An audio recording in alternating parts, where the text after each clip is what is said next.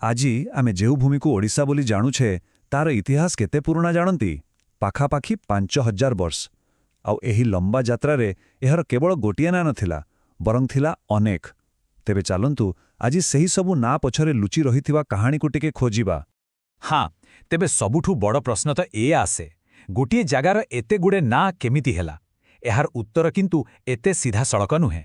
ଏହା ଲୁଚି ରହିଛି ଆମ ଏହି ମାଟିର ଗଭୀର ଇତିହାସ ଭିତରେ, ଯେଉଁଠି କାହାଣୀ ଅଛି ଜନଜାତିର, ବଡ଼ ବଡ଼ ସାମ୍ରାଜ୍ୟର ଆଉ ଅନେକ ରାଜବଂଶର। ଖାଲି ନାଁଗୁଡ଼ିକୁ ଟିକେ ଦେଖନ୍ତୁ। କଳିଙ୍ଗ, ଉତ୍କଳ, ଉଡ୍ରଦେଶ, ମହାକାନ୍ତାର, ଏମିତି କେତେ କ'ଣ? ଏଗୁଡ଼ାକ କ'ଣ ଖାଲି ଶବ୍ଦ? ନା, ବିଲକୁଲ ନୁହେଁ। ପ୍ରତ୍ୟେକଟି ନାଁ ପଛରେ ଗୋଟେ ପୁରା ଯୁଗର କାହାଣୀ ଅଛି। ଜଣେ ଜଣେ ଶାସକର କଥା ଅଛି, ଆଉ ଏଇ ମାଟିର ସଂସ୍କୃତିର ଗୋଟେ ଗୋଟେ ଅଲଗା ଅଧ୍ୟାୟ ଲୁଚି ରହିଛି। ତେବେ ଏ ଯାତ୍ରାର ଆରମ୍ଭ କେଉଁଠୁ କରିବା? ଚାଲନ୍ତୁ ଏକଦମ ମୂଳରୁ ଆରମ୍ଭ କରିବା। ଆମେ ଯେଉଁ ଓଡ଼ିଆ ଶବ୍ଦ ବ୍ୟବହାର କରୁଛେ ତାର ଚେର କେଉଁଠି ଜାଣନ୍ତି? ସେଇଟା ଯାଇ ମିଶିଛି ଓଡ୍ର ଜନଜାତିଙ୍କ ସହିତ।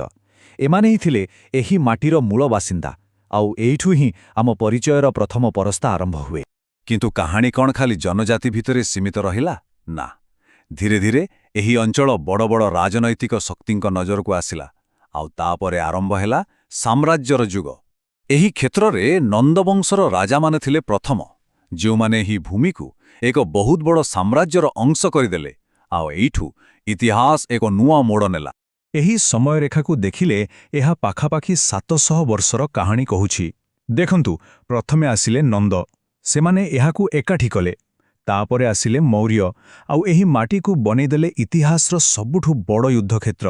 ଏହାପରେ ଚେଦି ରାଜବଂଶ ଆସି ଏଠାକାର ଗୌରବକୁ ପୁଣିଥରେ ଫେରାଇ ଆଣିଲେ। ଆଉ ଶେଷରେ ଗୁପ୍ତମାନେ ଏକ ନୂଆ ପ୍ରଶାସନିକ ଢାଞ୍ଚା ତିଆରି କଲେ।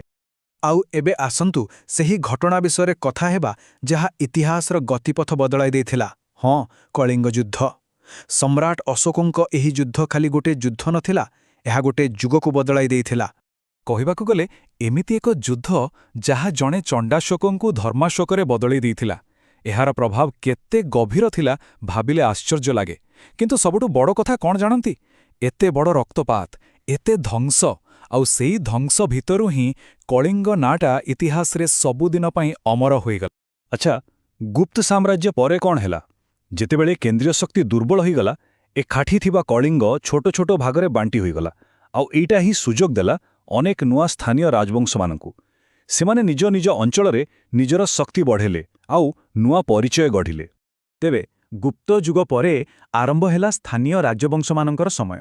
ଦେଖନ୍ତୁ, ଶଳୋଦ୍ଭବମାନେ ଆସିଲେ, ଆଉ ସେମାନେ କଳା ଆଉ ସ୍ଥାପତ୍ୟ ଉପରେ ବହୁତ କାମ କଲେ। ତାପରେ ଭୌମକରମାନେ, ସେମାନେ ସମାଜକୁ ଆଗକୁ ନେବା ପାଇଁ ଏକ ନୂଆ ରାସ୍ତା ଦେଖାଇଲେ। ଆଉ ଶେଷରେ ସୋମବଂଶୀମାନେ, ଯେଉଁମାନେ ଆମର ହିଁ ମନ୍ଦିରମାଳିନୀ ରାଜ୍ୟର ମୂଳ ଦୁଆ ପକାଇଥିଲେ। ମାନେ ପ୍ରତ୍ୟେକେ ଏହି ମାଟିର ପରିଚୟକୁ ଆହୁରି ସମୃଦ୍ଧ କରିଦେଲେ। ଆଉ ଏ ଭୌମକର ରାଜବଂଶର ଗୋଟେ ବହୁତ ଖାସ୍ କଥା ଥିଲା, କ'ଣ ଜାଣନ୍ତି? ସେହି ସମୟରେ ଏହି ରାଜବଂଶରେ ଅନେକ ମହିଳା ଶାସିକା ଥିଲେ। ଭାବି ପାରୁଛନ୍ତି? ଏଟା ଖାଲି ଗୋଟେ ତଥ୍ୟ ନୁହେଁ, ଏହା ପ୍ରମାଣ କରେ ଯେ ସେହି ଯୁଗରେ ଚିନ୍ତାଧାରା କେତେ ଆଗୁଆ ଥିଲା। ଏହି କଥାଟା ହିଁ ଆମ ଇତିହାସକୁ ବହୁତ ସ୍ୱତନ୍ତ୍ର କରିଦିଏ।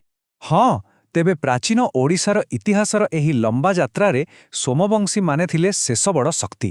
ସେମାନଙ୍କ ଶାସନର ଶେଷ ହେବା ସହିତ ପ୍ରାଚୀନ ଯୁଗ ବି ଶେଷ ହେଲା, ଆଉ ଆରମ୍ଭ ହେଲା ମଧ୍ୟଯୁଗ। ଆଚ୍ଛା, ଏତେ ସବୁ ତ ଜାଣିଲେ, ଏବେ ଚାଲନ୍ତୁ ଦେଖିବା ଏହି ପୂରା ଇତିହାସ ଆମର ସେହି ପ୍ରଥମ ପ୍ରଶ୍ନର ଉତ୍ତର କେମିତି ଦେଉଛି। ତେବେ ଏବେ ଆସିଲା ସବୁଠୁ ମଜାଦାର ଅଂଶ।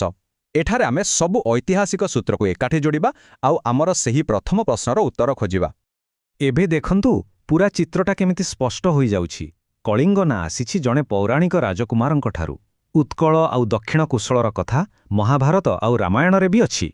ଓଡ୍ର ନାଁ ଆମକୁ ମନେ ପକାଇଦିଏ ସେହି ମୂଳ ଜନଜାତିଙ୍କ କଥା। ଆଉ ମହାକାନ୍ତାର, ସେଇଟା ଥିଲା ଗୁପ୍ତ ଯୁଗରେ ଗୋଟେ ନିର୍ଦ୍ଦିଷ୍ଟ ଅଞ୍ଚଳର ନାଁ।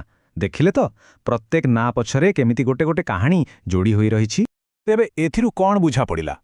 ଏ ଯେଉଁ ଏତେଗୁଡ଼େ ନାଁ, ଏଗୁଡ଼ାକ ଦ୍ୱନ୍ଦ୍ୱ ସୃଷ୍ଟି କରିବା ପାଇଁ ନୁହେଁ, ବରଂ ଏଗୁଡ଼ାକ ହିଁ ଆମ ସମୃଦ୍ଧ ଇତିହାସର ପ୍ରମାଣ।